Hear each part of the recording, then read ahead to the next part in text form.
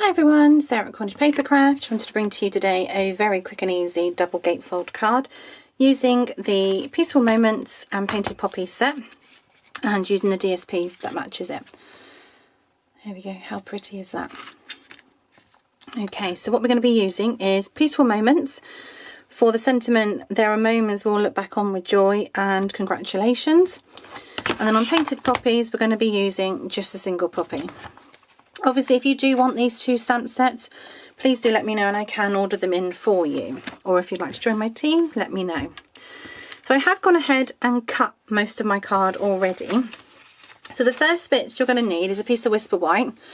And this is going to be the main gatefold. So this piece of Whisper White measures 8.5 by 5.5. And then what I've done is I've scored it at 2 1/8, flipped it 90%, scored at 2 1/8 again. And then that becomes your main gatefold. And then what you need to do is cut 2 pieces of the matching DSP. I'm obviously using the purple polka dots again. Just take 1/8 of an inch off top and sides. Okay, so I can measure those for you. So obviously they're going to be the same. Let me just move that over there. So on width, you're going to need it to be at 2 inches.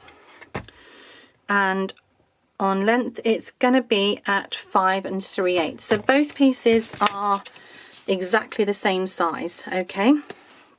Then you're going to need 2 pieces of Whisper White to perform your gatefold, okay?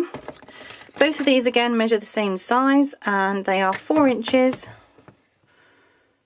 by 2.5, so both of those again symmetrical. And 2 pieces of DSP. Obviously I am using this part of the DSP, okay? And all I've literally done is chopped it part way, there we go, so you can put it back together. Okay, and then take 1/8 of an inch off each part. Obviously just make sure when you're cutting, you cut this way for the length way, because the last thing you'd want to do is cut that way for the length way and have your flowers going to the right. So you want to make sure you do it that way, okay? And again, those pieces are 1/8 of an inch shorter than your 2 Whisper White panels, okay? So they're 3 7/8 by 2 3/8, okay? Let's do some sticking together. So the first bit I kind of like to do is get the panels together. Let's get bits and pieces working so you can see the card actually taking shape. So I mean, it doesn't matter again. You can change the design. You can use different designs. You can use different DSP, whichever you've got. Okay. Obviously, I had an order just before we went into lockdown. So thankfully, I have still got quite a bit of it left. So I'm working my way through that quite happily. And then just pop that one onto there. Obviously, again, just paying attention to make sure you get your border correct all the way around, because you're looking for just that 1/8 of an inch all the way around, okay? Ta-da, right? And then with your purple pieces, what I have noticed is there is some like a dark like tie-dye stain on it, which is supposed to be there. I just like mine to be in the same, because if I was to put them like that, it would annoy me that I've got black up there and black down there. So I'm just going to turn mine round that way. I just like things to match. That's me. Again, you can literally take this design wherever you'd want to, okay? And if you haven't seen the poppy paper already, it's amazing. Grab it whilst you can because it will be retiring out, which is a huge shame considering they're keeping the stamps and the dies.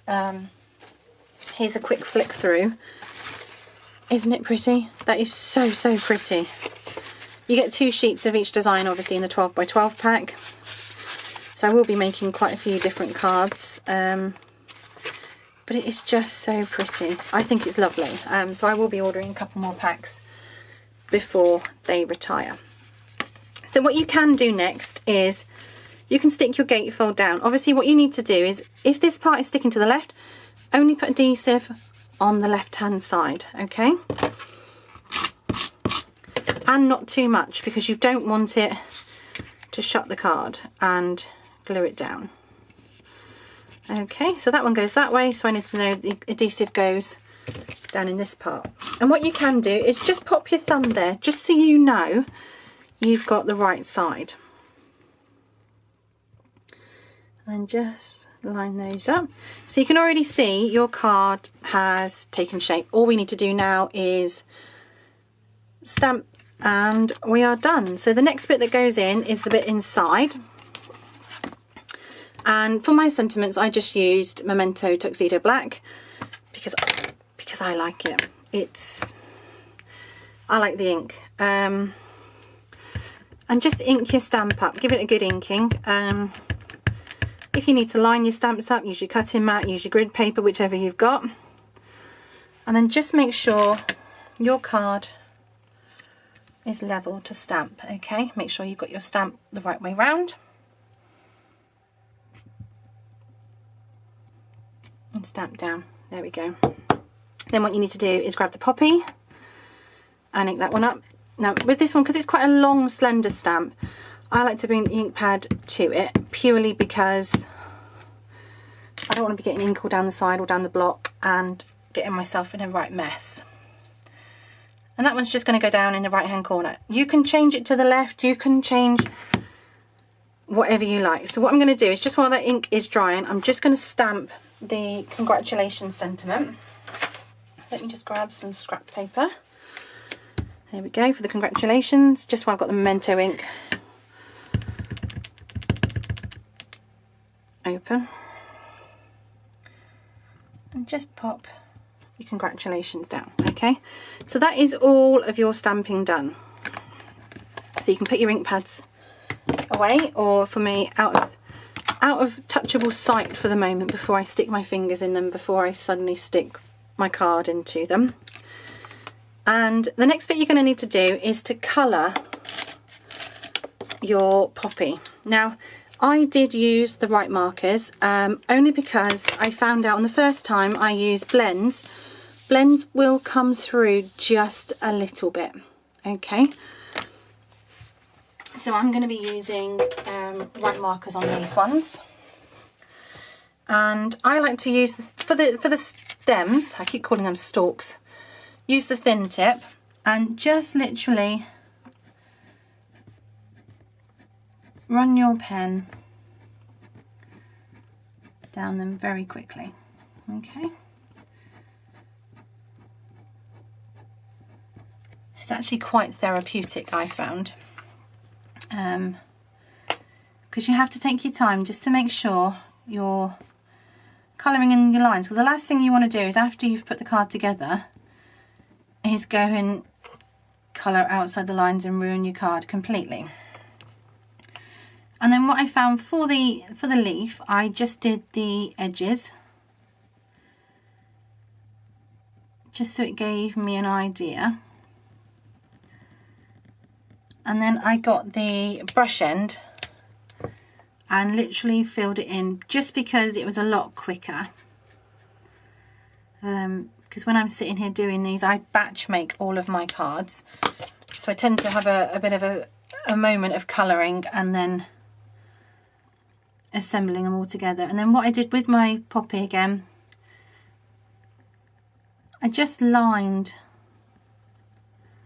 the top of my poppy just to give me a guide for when I'm colouring in again. And again, use your brush tip end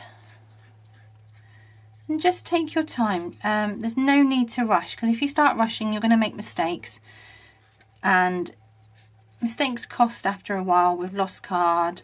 And I just find if you take your time, you get so much more productivity from it. So that is your colouring done, okay? So I can just bring that on up so you can see that one. All right. All we've got to do now is cut our sentiment and the card is complete. So let me just measure that piece out. I think for my sentiment on the last one, I think I cut it at 1. Yeah, so 1 inch all the way down.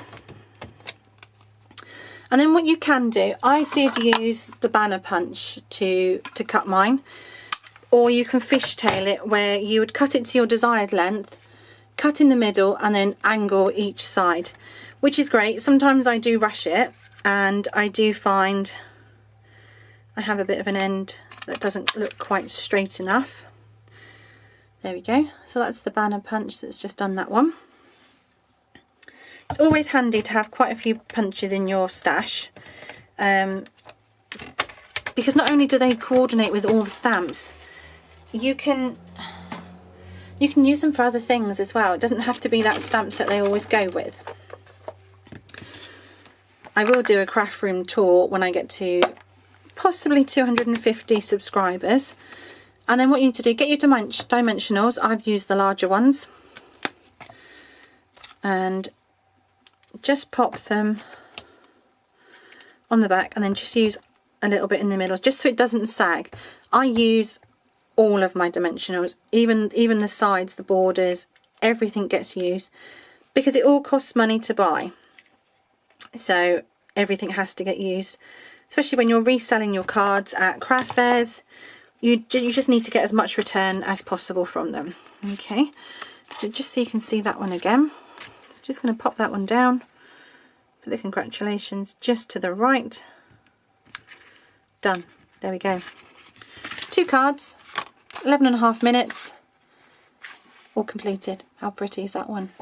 I'd love to see if you make it. Like I say, if you need a catalogue or if you'd like to order the stamp sets, send me a message, leave a comment below, and I will get those ordered. And if you like what I make, hit subscribe, and I'll see you at the next video. Thanks for watching. Bye bye.